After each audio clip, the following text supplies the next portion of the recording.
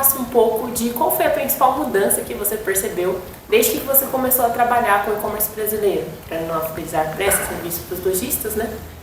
Qual a principal mudança que aconteceu nesses últimos 7 anos? Bom, o e-commerce a gente tem percebido uma mudança constante, né? Principalmente depois da Covid-19.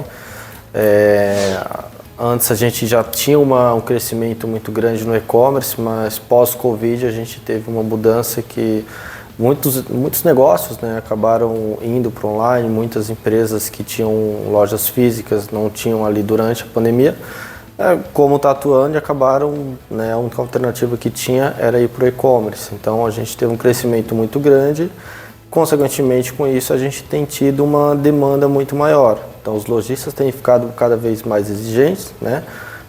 Até porque muitos deles não têm conhecimento, não sabem o que fazer no e-commerce, então está habituado a um modelo de negócio, né, que é o varejo físico, e quando chega no online é totalmente diferente, é uma concorrência muito mais acirrada, né, diferente da loja física que eu tenho localizado, eu tenho a concorrência ali da minha vizinhança, né? Quando eu vou para online isso muda bastante, então isso é uma das coisas que a gente tem percebido que mudou muito pós-pandemia principalmente, né? A exigência do lojista tem sido cada vez maior, né? Até porque ele precisa vender, ele tem pouco recurso para investimento, então ele acaba tendo que exigir mais dos parceiros que hoje estão com ele para que ele venda cada vez mais. E aí, frente a esse cenário, que você é um desses parceiros que é cobrado, querendo ou não, a fidelizar está aqui para dar resultado, qual você acredita que é o conselho que teria sido mais valioso se você tivesse recebido no começo da jornada, quando você começou a ajudar essas pessoas? Eu acho que o varejista, seja ele online ou não, ele acaba olhando muito para a concorrência, né? Ele olha muito para o que o concorrente está fazendo e pouco para o que deve ser feito dentro de casa. E é uma coisa que, se eu soubesse antes, eu orientaria meu cliente a olhar menos para a concorrência. Claro que você não vai deixar de olhar para a concorrência, né? Mas olhar mais para o que ele pode fazer para o cliente dele, né? Para trazer esse cliente para próximo dele, ao invés de ficar brigando por preço, por desconto, né? Porque essa é uma briga que não acaba mais, né? Quando você entra nesse modelo de brigar por concorrência, por desconto, acaba tendo um custo muito alto. Então é uma coisa que eu fui aprendendo ao longo do tempo, né? E que se eu tivesse tido isso antes para passar para os nossos clientes como a gente faz hoje, seria muito mais, teríamos ganhado alguns passos à frente ali. E na batalha para conquistar esses clientes, vão ter aqueles que gostam da marca e que vão comprar com frequência na mesma loja online, mas vez ou outra vai aparecer alguém insatisfeito, um cliente infeliz, um cliente detrator. O que você aconselha que o lojista faça para poder lidar melhor com esses clientes difíceis? Hoje a gente usa um mecanismo de pesquisa para tentar identificar esse cliente insatisfeito, né? Eu acho que a pesquisa é um ponto muito importante, onde eu consigo ter uma ideia do que o meu cliente está sentindo, né? O que esse cliente busca, né? Porque às vezes o cliente vai fazer uma compra, ele tem uma demanda e ele procura, principalmente quando eu não tenho uma comunicação com uma loja específica, ele vai procurar principalmente descontos, né? Então, o que a gente orienta o cliente, né, a estar acompanhando as pesquisas, ver como está sendo o feedback do cliente dele, o que esse cliente está falando, seja numa pesquisa NPS, como a Fidelizar fornece, como numa rede social, por exemplo, né, o que esse cliente está falando dele.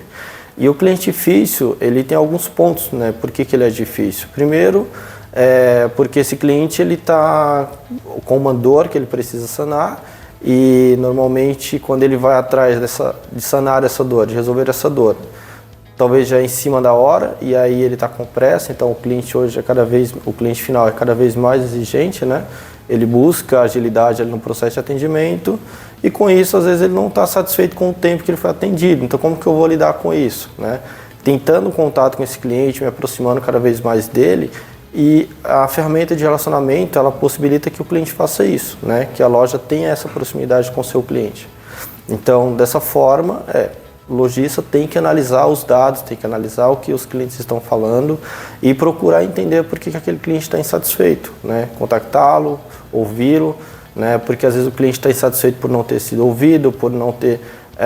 a dor dele foi resolvida, mas foi num tempo muito maior do que o esperado, e tudo bem, né? Faz parte, a gente não vai conseguir resolver a dor de todo mundo no tempo que cada pessoa deseja, mas tem que ouvir o cliente, né? Tem que entender o porquê que esse cliente está insatisfeito e como que a gente pode ajudar ele, né?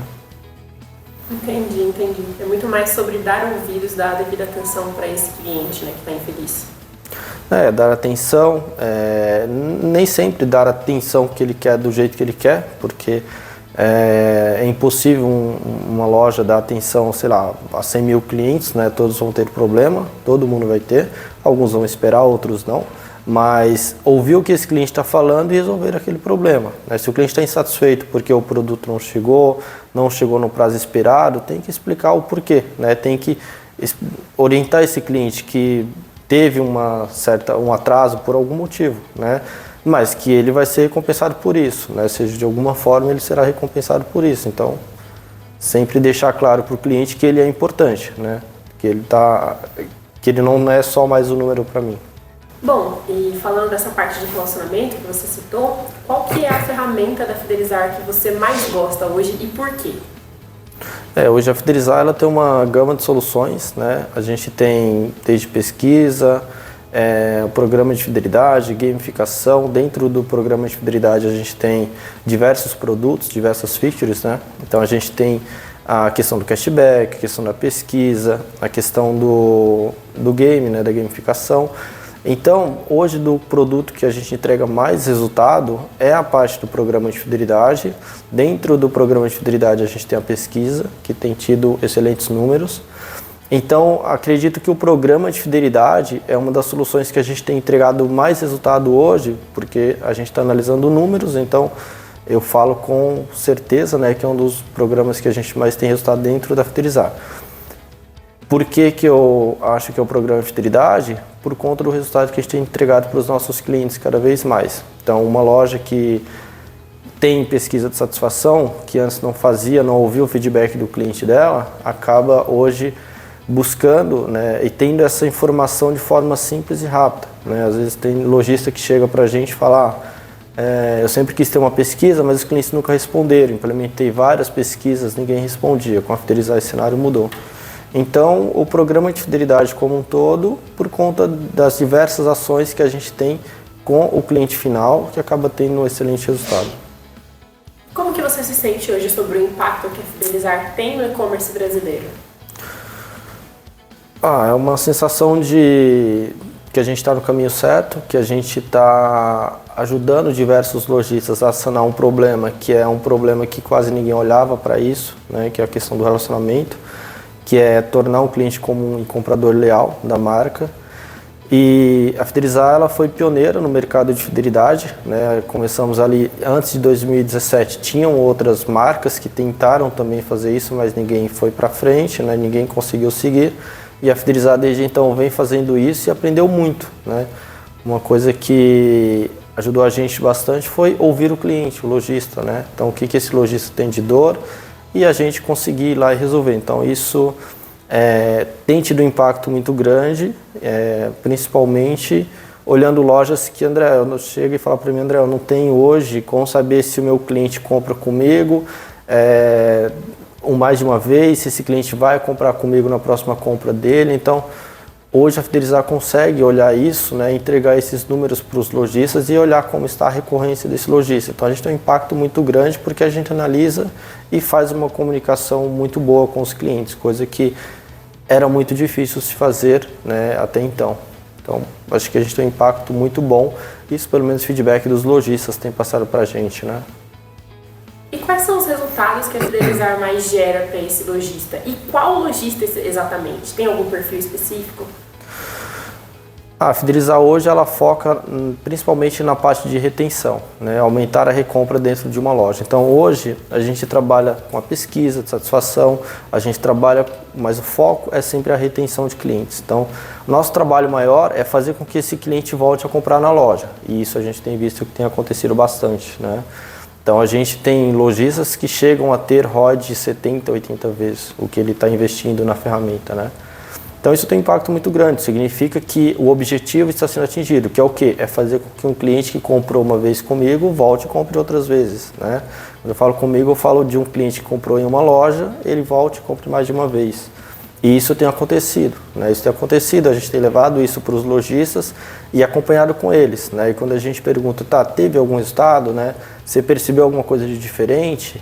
E o lojista traz sim, né? A gente teve aumento de X e aí a gente leva dados para comprovar que esse resultado realmente é real. Então, além do lojista perceber do lado dele, a gente comprova isso entregando os dados para eles também, né? Então, a questão do como que a gente está impactando, né, esse lojista é fazendo com que esse cliente dele volte e compre mais de uma vez, né, para que aquele custo de aquisição que o lojista teve com esse cliente seja cada vez mais baixo, né, e um cliente que comprou uma vez compre 2, 3, 4, diversas vezes. Muito bom. Tem uma mensagem final que você gostaria de deixar? Eu acho que entender, né, o lojista que está buscando uma forma de aumentar suas vendas é olhar quais ferramentas incluir na sua loja, porque às vezes eu coloco uma cacetada de ferramentas, mas nem todas eu vou conseguir saber qual que é o resultado, né? E se eu não sei qual está sendo o resultado, será que vale a pena? Então analisar o que você está implementando no seu negócio hoje, né? E qual está sendo o resultado disso, se realmente está valendo a pena, né? Porque implementar um monte de ferramenta é fácil, né? E aí às vezes eu acabo tirando uma ferramenta que está me entregando muito resultado porque às vezes eu não analiso o número, eu não olho números, né? Então é se atentar ao que está sendo implementado e qual está sendo o resultado disso. Isso é muito importante, tá bom? E cada ferramenta, claro, com seu objetivo. Então não adianta eu implementar uma ferramenta de comunicação achando que ela vai me entregar mais retenção. E não é isso que acontece. Então é olhar também os números que a ferramenta, para o propósito que ela se propôs, né, está entregando. É isso.